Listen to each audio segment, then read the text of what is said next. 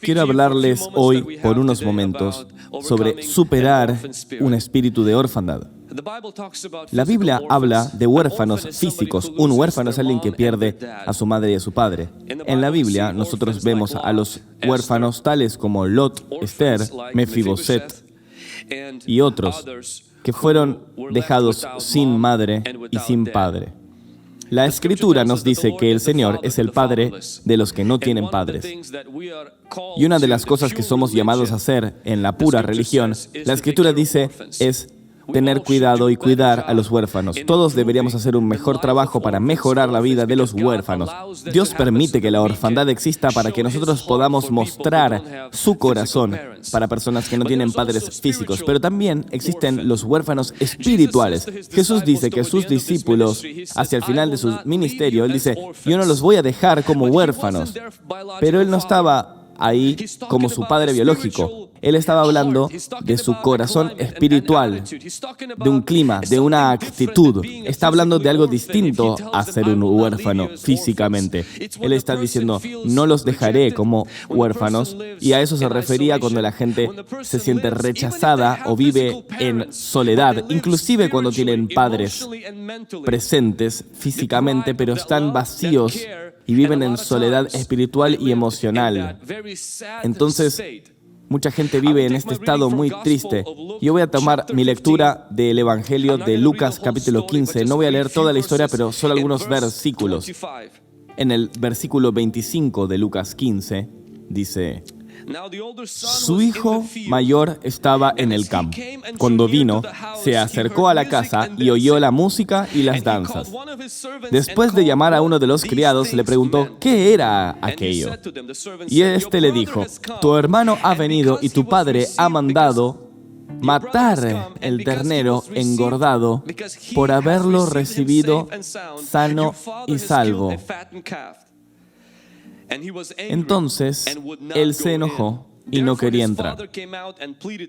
Por ende, su padre salió y le rogó que entrara. Pero respondiendo, él le dijo a su padre, he aquí, tantos años te sirvo y jamás he desobedecido con tu mandamiento, y nunca me has dado un cabrito para regocijarme con mis amigos.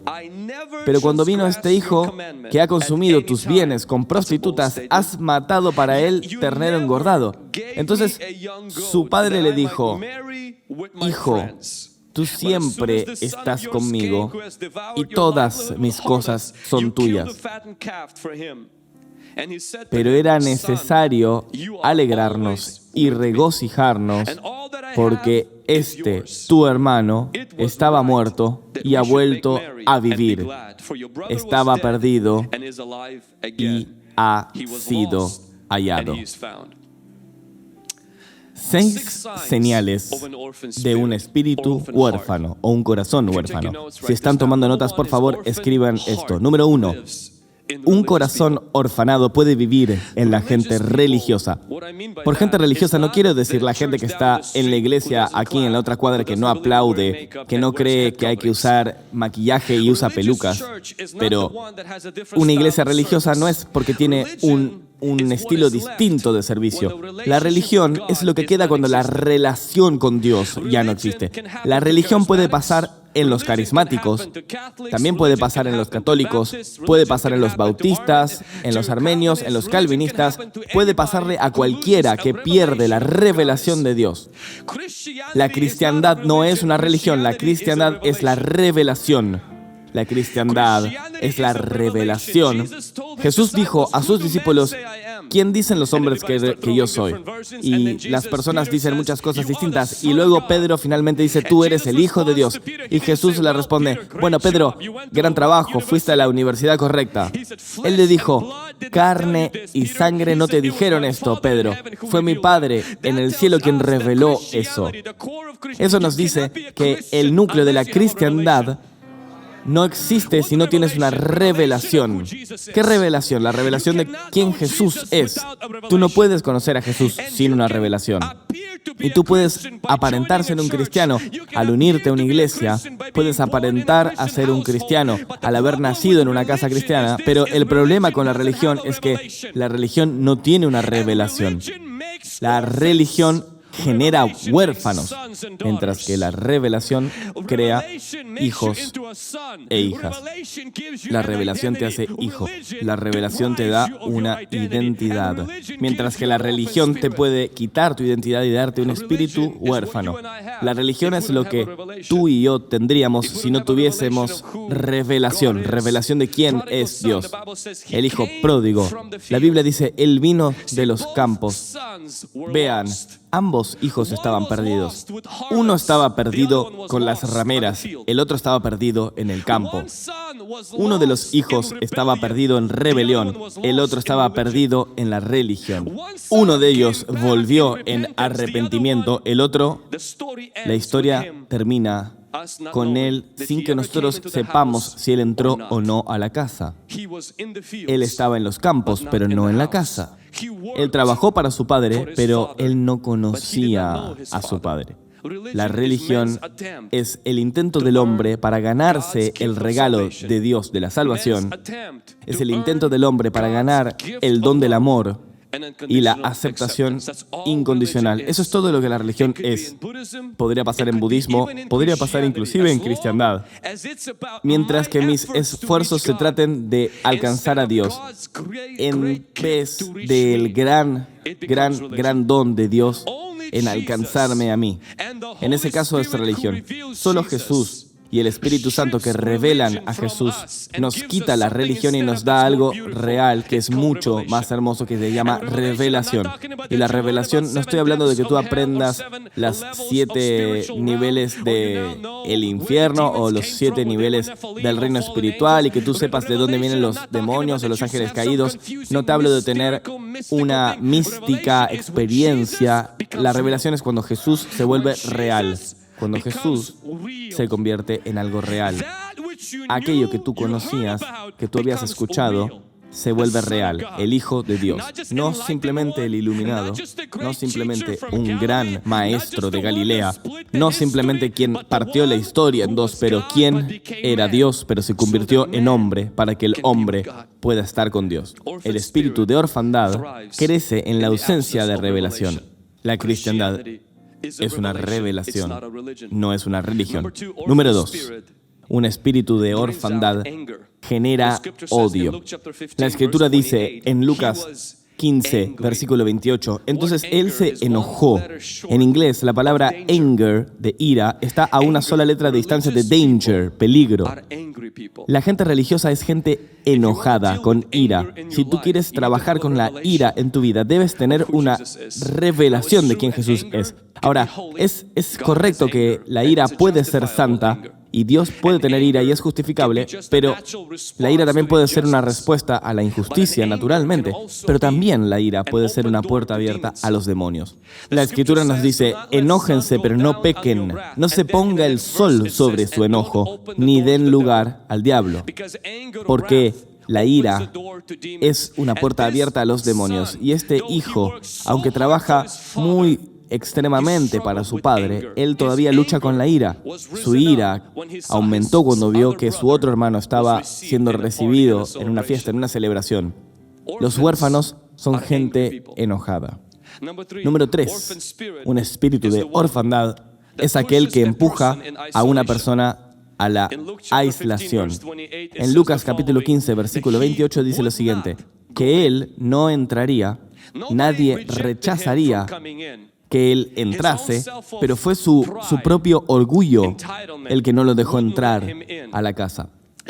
No es porque no había lugar, no es porque no estaba invitado, no es porque había tanta hipocresía que él no quería entrar. Un espíritu de orfandad saca a la gente de la comunidad y de la hermandad, crea falsas ideas en la gente, como que no me aman, crea estas falsas ideas de que me atacan, me critican, y esta persona es quien constantemente vive en aislamiento. La soledad elegida no es aislamiento. La soledad te puede refrescar. Ahora, el aislamiento es algo que te vacía.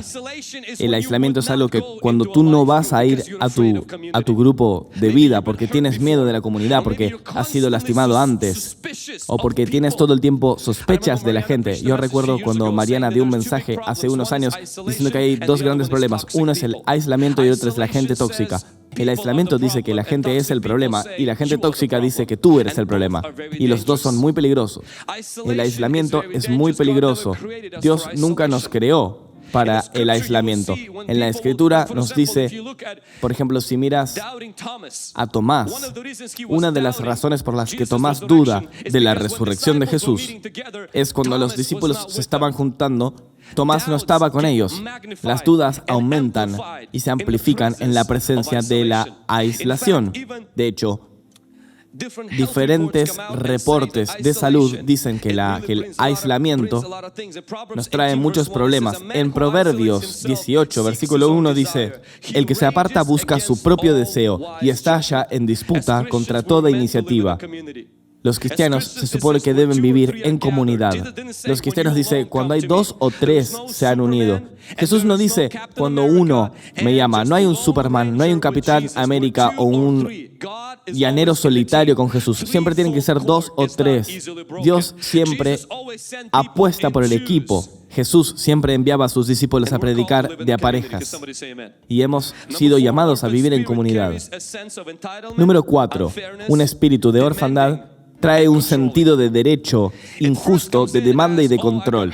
Primero viene como, he sido lastimado, entonces me aíslo. Pero un hermano mayor que había sido lastimado, y esto es porque su familia había dividido su herencia entre 2 hijos. Su padre no tenía ya nada que le pertenezca a él. Él simplemente hizo una fiesta usando las finanzas del hermano mayor. Y nunca le preguntó sobre eso. Entonces fue lastimado. Fue ofendido. Porque él se sintió con derecho y dice estas palabras: yo siempre te he servido y yo nunca rompí tus mandamientos. Nunca uses esas palabras con Dios, ni siempre ni nunca. Son palabras muy peligrosas, es una exageración. Él sintió el derecho a decir: yo pertenezco, yo merezco, tú me debes un carnero. Mira cuán gracioso se escucha eso. El padre le dio una granja y él siente que se merece un carnero.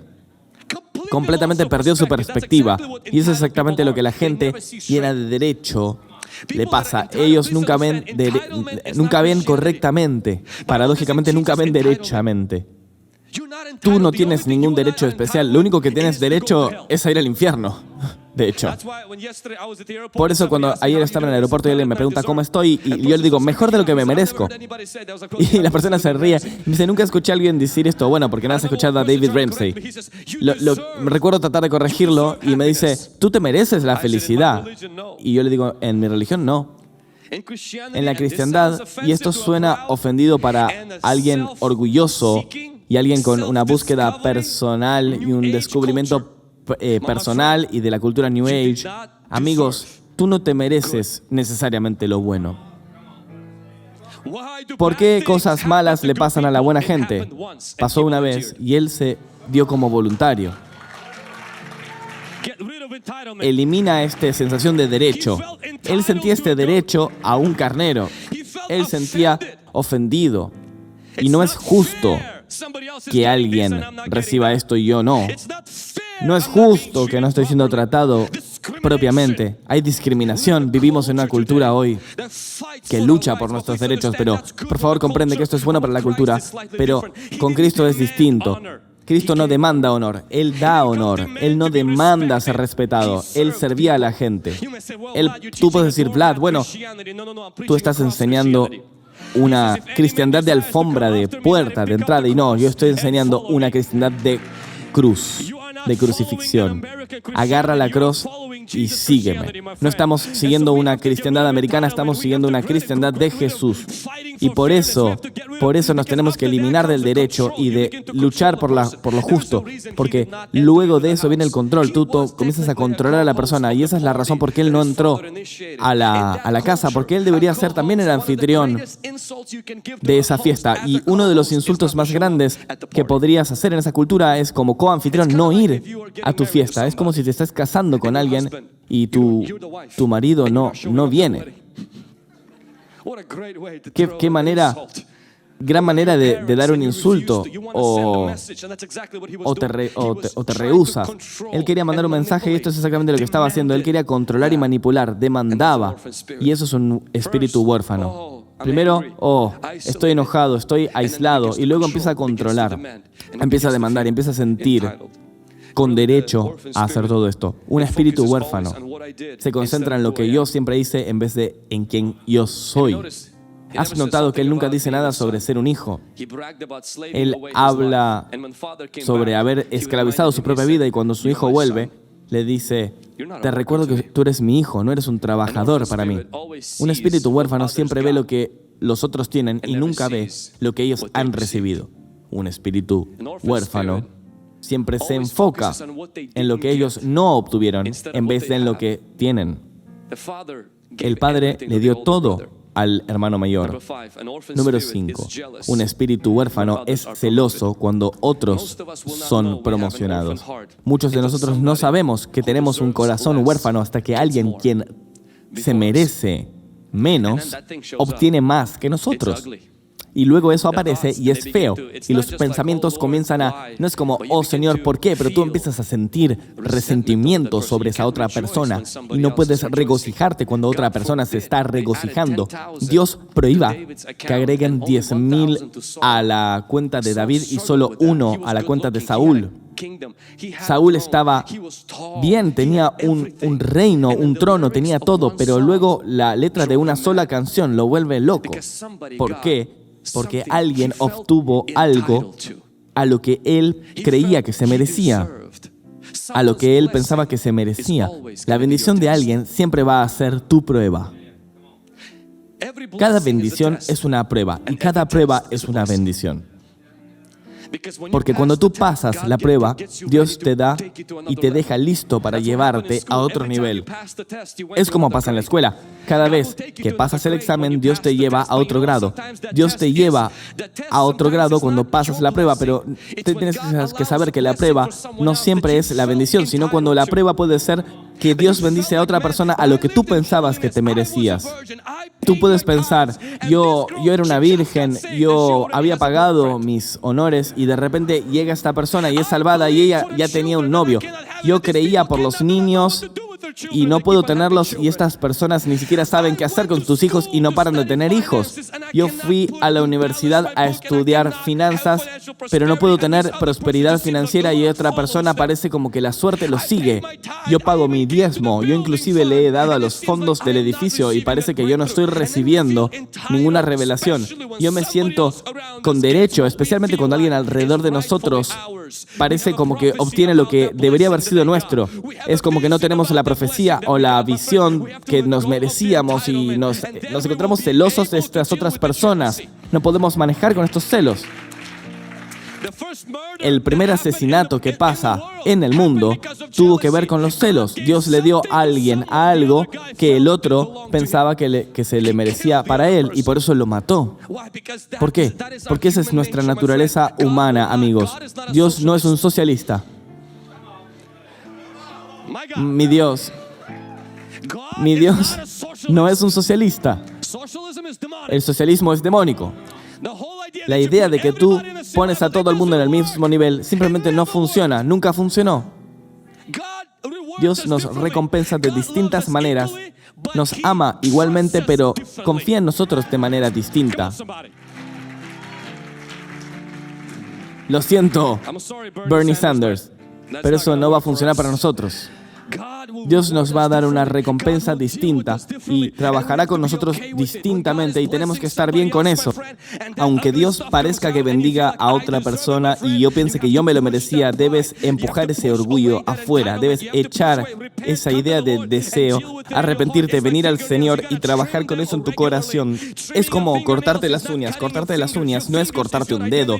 Tu dedo es tu identidad. Tu uña es lo que sobra, lo que crece en eso, llamado celos, llamado ofensa, demanda de justicia. Debes cortar eso, sacar eso. Caín mató a Abel por eso. Saúl mató a David por eso. Los fariseos quisieron matar a Jesús por eso. La promoción de alguien puede exponer tu frustración silenciosa con Dios. yo trabajé, yo ayuné, yo di. ¿Cómo puede ser que ahora yo que nunca rompo las reglas? Ahora, la promoción de alguien siempre va a exponer la frustración que tú puedes tener. Mientras que los demás estuvieran mal y miserables, yo estaba como, rezaré por ti, pero estoy contento de que tú no estás adelante. En el momento en que alguien se pone adelante es cuando nosotros queremos emparejarnos, pero Dios nos llamó a estar iguales. Dios nos llamó a avanzar. No apuntes tan abajo. No apuntes simplemente a la justicia cuando Dios prometió el favor. Trabaja con esas frustraciones silenciosas de orfandad y dile a Dios que a través de la cruz sabes que eres su hijo y que tú siempre lo tienes contigo y que tú realmente vas a heredar el reino de los sueños. Número 6. Los huérfanos no pueden acceder a su herencia y eso es por lejos la peor parte de ser un huérfano. Es que tú tienes todo pero no puedes usar nada. Porque un huérfano, un hermano mayor, era un huérfano. Él tenía la herencia completa y no podía usarla. Él se la pasó esperando a que el padre le dio una cabra, un cordero, cuando el padre le había dado una granja entera. Y el padre le dice, todo lo que tengo es tuyo, hijo. ¿Por qué no podía usarlo? Y con esto es lo que quiero terminar este mensaje. 6 señales de lo que significa ser un huérfano. Ahora hablemos de 6 caminos para superar el espíritu de orfandad. Número 1, tienes que construir una relación con el Espíritu Santo, no una lista de reglas que tú mantienes para Dios. ¿Qué es lo que Jesús le dijo a sus discípulos antes de su partida? Él les dice, les enviaré el Espíritu Santo y no los dejaré como huérfanos. Cuando tú no desarrollas intimidad con el Espíritu Santo, tú estás exponiendo tu vida a un espíritu de orfandad. Tarde o temprano, la ira, esta sensación de derecho o injusticia, de que has sido pasado por alto, eso va a hacerse mía tarde o temprano. Y la cura para eso es un encuentro con el Espíritu Santo. Ya sea que vivirás o creyendo ese derecho falso o en un verdadero encuentro. Y un verdadero encuentro cura eso, porque la intimidad con Él se vuelve lo más importante. Si estás trabajando hoy con un espíritu de orfandad, quizás estás trabajando con rechazo o con frustraciones silenciosas, yo siempre, tú nunca. Esa es tu versión de la relación con Dios. Quizás esto está exponiendo algo, que es que tú no conoces a Dios. Y no es una vergüenza que tienes que tener. Esto es una invitación a que construyas intimidad con el Espíritu Santo. Comienza a enfocarte en Él y a construir una relación con Él. Número 2, renueva tu mente con la verdad de lo que Dios dice sobre ti, no con cómo tú te sientes sobre ti mismo. ¿Has notado cómo el padre le dijo al hijo, el hermano mayor dijo, llamó a su hermano, tu hijo, ni siquiera lo llamó como su hermano. Él perdió la perspectiva de quién él era. Él se la pasó jactándose de lo que había hecho. Y el padre ignoró todo por completo y se enfoca en una sola cosa. Él le dice, hijo, tienes que renovar tu mente con lo que Dios dice sobre ti. Cuando has sido ascendido o descendido, cuando estás avanzando o cuando te sientes que estás quedándote atrás, cuando todos parecen avanzar y tú sientes que estás siendo olvidado, en ese momento no tienes que intentarlo más fuerte, tienes que recablear tu mente y decir, no se trata de eso, se trata de quién yo soy. No soy simplemente un orador, soy un hijo, no soy un marido, soy un hijo primero. No soy ni siquiera un padre, no soy un hombre de negocios, no soy un ministro. Antes de todo esto, debes recordar que eres un hijo, debes recordar quién eres, porque Dios está mucho más preocupado por quién eres que por qué haces. Es por esto que el padre no halagó al hijo mayor, no le dijo, has hecho un gran trabajo. No se enfocó en que él haya sido un buen trabajador, sino que se enfocó en que él sea un hijo. Los padres no ven a sus hijos como trabajadores de una fábrica, no ven a sus hijos como simplemente alguien a quien le tienen que pagar un salario. Los ven como sus hijos. Hay una inclinación natural, un afecto natural. Estos chicos nunca trabajaron por eso, no es que se lo merecían, pero ninguna clase de trabajo puede hacer que esto cambie. Y ninguna clase de trabajo puede convertirte en un hijo. Para empezar a ser considerable un hijo de Dios, tú mismo empiezas a llamarte así. Número 3. No dejes que tu comida se enfríe por estar mirando el plato de otra persona. Esto no está en la Biblia, lo copié de alguien en Instagram, pero es tan bueno. No dejes que tu comida se enfríe por estar constantemente mirando el plato de otra persona. El auto que otra persona maneja, o la ropa que usa, o cuando se va de vacaciones, o las oportunidades o bendiciones, o a quién se casaron, cuántos hijos tienen, qué clase de ministerio Dios les está dando. No mires a alguien y te preocupes tanto por eso que tu propia comida se enfríe.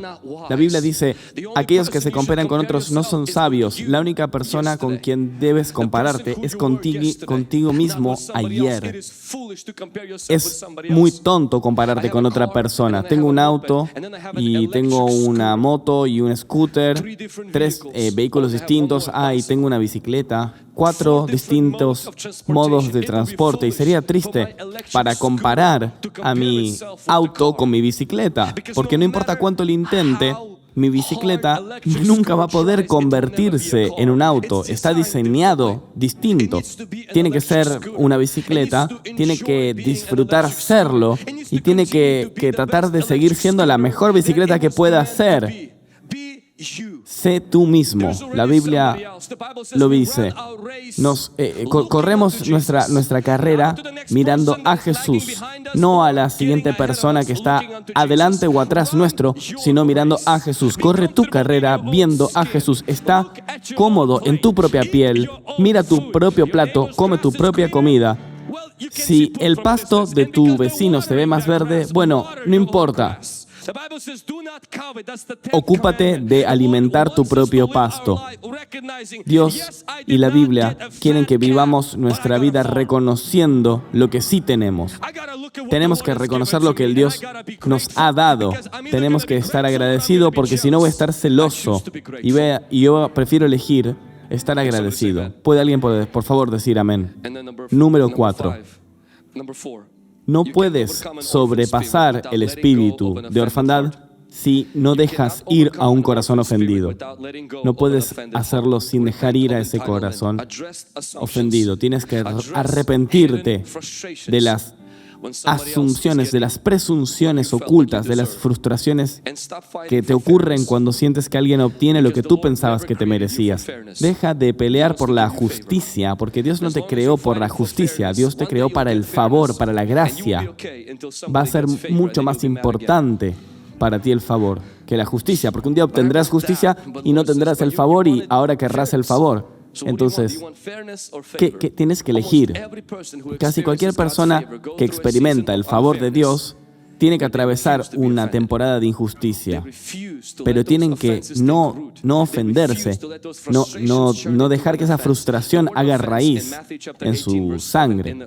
La palabra ofensa en Mateo capítulo 18, versículo 7, la palabra original es escándalo, y esto significa el nombre del mecanismo de una trampa para atrapar animales. La ofensa es una trampa demónica. Muchas veces nosotros pensamos que estamos luchando por lo justo y por lo que nos merecemos y por lo que se nos debe. Llevamos adelante frustraciones silenciosas en vez de atravesar el camino hacia una relación más cercana con Dios. Empezamos a destruirnos a nosotros y entre nosotros en vez de construir lo que tenemos que ir, que es hacia Dios. Hay 2 clases de personas ofendidas: los que han sido maltratados y los que piensan que han sido maltratados, pero ni siquiera lo han sido. Y realmente tengo la sensación de que muchas de nuestras ofensas simplemente no tienen ninguna base. La ofensa es como una arma automática. Una vez que aprietas el gatillo empieza a disparar por sí misma. La ofensa siempre está atada al orgullo y al control. Estos 3 operan en una unidad insanta. Y si tú te agarras a estar ofendido, el espíritu de orfandad se agarrará a ti. Número 5. Explora tu herencia al encontrar a Dios. Hay un solo secreto para acercar tu herencia, y no es llamarla, reclamarla, confesarla, ni nada de eso. Hay un solo secreto para encontrar y obtener lo que tú te mereces. Y voy a darte el versículo que obtiene este secreto, que es en el 2 Pedro, capítulo 1, versículo 3. Su divino poder nos ha concedido todas las cosas que pertenecen a la vida y a la piedad por medio del conocimiento de aquel que nos llamó por su propia excelencia y gloria. O sea que no solo se te ha dado todo lo que necesitas para vivir una buena vida, sino para vivir una vida santa. ¿A través de qué? A través del conocimiento de Él, que nos llamó por gloria y virtud. Entonces lo que Dios está diciendo es, tu herencia está bajo llave y la contraseña es el conocimiento de Dios. Puedes acceder a tu herencia a través de conocer a Dios. No a través de conocer su herencia, no a través de simplemente estudiando tu identidad, sino de conocer a Dios. Cuando empiezas a sumergirte en explorar la vasta amplitud de Dios y su majestad y su gloria, te perderás tanto en Él que curará a tu corazón huérfano y luego te encontrarás utilizando tu herencia. Te encontrarás a ti mismo no solo creyendo en eso, sino caminando en eso, no solo confesándote, sino conquistándolo, no solo hablando de eso, sino viviendo en eso. Te encontrarás a ti mismo comiendo tu propio ganado. Te encontrarás accediendo a tu propia herencia. Por favor, toca a alguien y dile, explora a Dios. Conoce a Dios. Si quieres conocer tu herencia, conoce a Dios. Y la última cosa, y luego vamos a orar, redefine lo que es tu triunfo. Ve de triunfar en vida a triunfar en gente. Un huérfano se la pasa preocupado por conseguir más cosas. ¿Sabes lo que el padre hizo? Él no se enfocaba en las cosas. Su éxito era ganar a su hijo. El hermano mayor, el éxito para él, era obtener una cabra de su padre. El padre quería recuperar a su hijo. El verdadero diferencial entre un huérfano y alguien que no lo es esto. ¿Estás obsesionado con que la gente se salve o estás obsesionado con tus propias ambiciones en la vida? Eternamente hablando, todas nuestras posesiones tienen una expiración. Así como vimos con el hombre de Dios muriendo ayer. Todo lo que ha construido terminó. Y estoy muy seguro de que ni siquiera lo planeó cuando después del servicio a los 57 años simplemente murió. El padre le dio sus posesiones a sus hijos. Vio que su hijo iba a ser recuperado y dio una fiesta, pero el hermano mayor solo se preocupó por las cabras, que estuvieran gordas, y una fiesta para él era algo absurdo. Ahora, para el padre, la fiesta era el medio para un fin. Asegurémonos de recuperar a nuestro hijo, asegurémonos de que alguien que está muerto vuelva a la vida. Todo lo que le importaba al hermano mayor era el dinero, pero no obtuvo este concepto mental, no obtuvo este sistema de valores. Tenía su herencia, pero no tenía su corazón. Tenía sus posesiones, pero no tenía su pasión. Porque cuando el hermano muerto volvió, en vez de regocijarse y ver el eterno valor en un ser humano, él estaba llorando porque él no obtuvo su propia cabra. Mis amigos, los huérfanos no pueden ganar almas ni hacer discípulos porque solo se preocupan por ellos mismos y solo se preocupan por avanzar en su vida y solo se preocupan por su propia ambición y solo se preocupan por adelantarse. Pero Dios nos llamó para ir hacia el mundo y hacer discípulos. Jesús sacó los peces para Pedro y le dijo a Pedro, ¿amas a ellos más que a mí? Debes dejar ir a estos y debes empezar a rescatar a los perdidos. Ve a recuperar almas perdidas. Recuerdo a Arturo Simanian compartir una historia cuando él estaba en Texas, en un hotel grande, con todos los pastores importantes que estaban en una parte del hotel y en la otra parte estaban todos los millonarios cristianos. Y esta es una historia muy triste.